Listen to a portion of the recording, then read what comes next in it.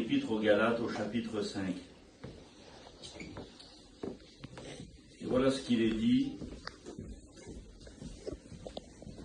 C'est pour la liberté que Christ nous a affranchis. Demeurez donc fermes et ne vous laissez pas mettre de nouveau sous le joug de l'esclavage. C'est pour la liberté que Christ nous a affranchis. Demeurez donc fermes et ne vous laissez pas de nouveau mettre sous le joug de l'esclavage. Les chrétiens de Galate étaient en danger. Et Paul, qui avait fondé l'Église, savait que les chrétiens étaient en danger. Ils couraient un grand danger. Ils couraient le danger de se mettre à nouveau sous le joug de l'esclave. À nouveau parce qu'ils avaient été esclaves. Ils avaient été esclaves comme vous et comme moi à cause du péché. Vous savez que le péché tient les gens en esclavage. La Bible dit que chacun est esclave de ce qui triomphe de lui, de ce qui domine de lui. Et n'oubliez jamais qu'il n'y a pas d'homme face au péché. Il n'y a pas de femme face au péché. Le péché est vainqueur. Le péché est celui qui domine l'homme. Le péché est celui qui anéantit l'homme, qui humilie l'homme, qui avilit l'homme. C'est pas l'homme qui dirige en réalité, c'est le péché qui dirige l'homme. Et chaque chrétien, chaque chrétienne a vécu un jour dans sa vie cette expérience-là, où le Seigneur est venu le libérer de l'esclavage du péché. Dites Amen. Amen. Où le Seigneur est venu dans sa grâce et il nous a rendus libres à l'égard du péché. Et les chrétiens de Galate avaient vécu ça. C'étaient des païens d'entre les nations, eux.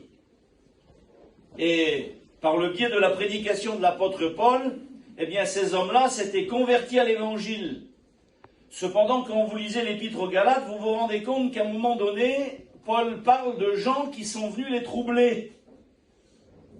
De gens qui sont venus prêcher un autre évangile, dit Paul. Non pas qu'il existe un autre évangile, il n'y en a pas d'autre évangile, Paul dit. Mais il dit, il y a des gens qui vous troublent et ils vous annoncent un autre évangile, s'écartant de l'évangile que vous avez entendu, celui que vous avez reçu, celui que je vous ai annoncé, disait Paul. Des gens étaient venus les troubler. Et le danger qui guettait les chrétiens de Galate, c'était le joug de l'esclavage de la loi.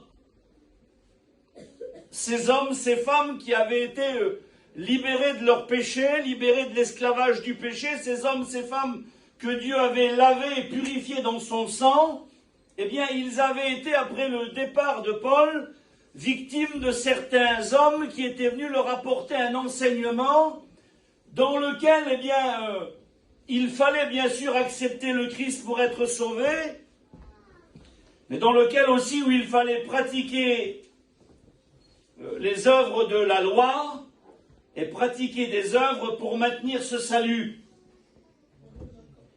Et voyez-vous, Paul va réfuter tous ces contradicteurs en réalité, parce que,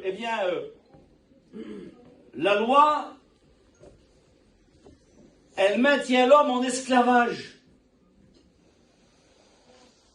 La loi, même si elle paraît être bonne, elle maintient l'homme dans la servitude. Et Paul dira, je le répète ici, là, c'est pour la liberté que Christ nous a affranchis, demeurez donc fermes. Et il faut qu'il y ait une fermeté dans ce que le Seigneur a accompli, dans ce que le Seigneur a fait pour nous. Et ne vous laissez pas de nouveau mettre sous le joug de la servitude.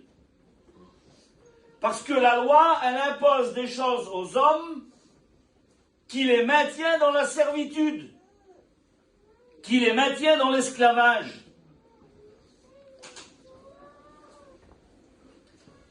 Paul parle de certains faux frères, il dira dans l'Épître aux Galates, qui s'étaient glissés parmi nous, parmi eux, qu'ils étaient rentrés dans l'église en se glissant.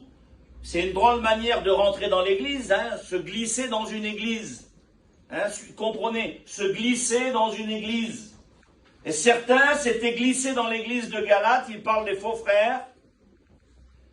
Et il dit, Paul, qu'ils étaient rentrés dans l'église là furtivement pour épier la liberté qu'ils avaient en Christ, afin de pouvoir les condamner ou les accuser.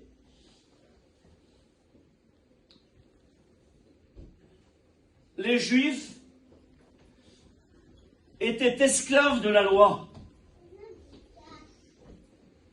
Et jamais un homme n'a pu accomplir la loi de manière parfaite. La loi, elle accuse l'homme, elle le condamne. La loi, elle a été donnée, dira Paul, pour que le commandement devienne un péché. C'est par la loi que j'ai connu le péché. C'est quand la loi a dit « tu ne feras pas » que tout à coup le péché a pris toute son ampleur. Parce qu'autrefois, sans loi, la Bible dit que chacun faisait ce qui lui semblait bon. Mais lorsque la loi a été donnée, même si la loi elle est bonne en réalité, suivez-moi quelques minutes. Lorsque la loi elle a été donnée, même si la loi elle est bonne, parce qu'il faut des lois, mais la loi elle a été donnée en même temps pour enfermer tous les gens dans l'esclavage et dans la servitude, parce qu'aucun homme, aucune femme ne peut accomplir la loi. Et les chrétiens de Galate, qui étaient des hommes libres, eh bien, étaient victimes à nouveau d'erreurs, de mauvais enseignements, qui à nouveau allaient les mettre sous une loi de servitude.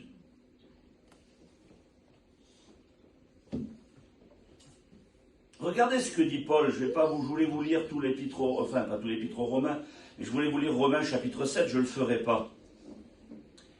Mais il parle de la loi, si vous voulez, et du combat qui existe entre l'homme en réalité par rapport à ses pensées, à son entendement, à ce que je pense, à ce que vous pensez, et à ce que la loi, elle dicte. Et Paul dit ça à un moment donné, un discours que vous connaissez, que vous avez probablement entendu plein de fois. Il dit, ce qui est bon, je le sais, n'habite pas en moi, c'est-à-dire dans ma chair. J'ai la volonté, mais non le pouvoir de faire le bien. Car je ne fais pas le bien que je veux, et je fais le mal que je ne veux pas. Et si je fais ce que je ne veux pas, ce n'est plus moi qui le fais, c'est le péché qui habite en moi. Paul parle ici, si vous voulez, le grand apôtre Paul, parle de ses combats intérieurs, de ses luttes à lui intérieures. Pardonnez-moi, sans minimiser personne, Paul, c'est pas nègre. Moi, quand je vois Paul, quand je lis Paul, c'est un sommet dans la connaissance et dans la plénitude et dans la communion avec Dieu. Paul a vécu des choses qu'aucun autre homme n'a vécues. Mais cependant, quand il parle et quand il explique Paul, lui, quand il écrit, eh bien, je me rends compte qu'il vit des luttes comme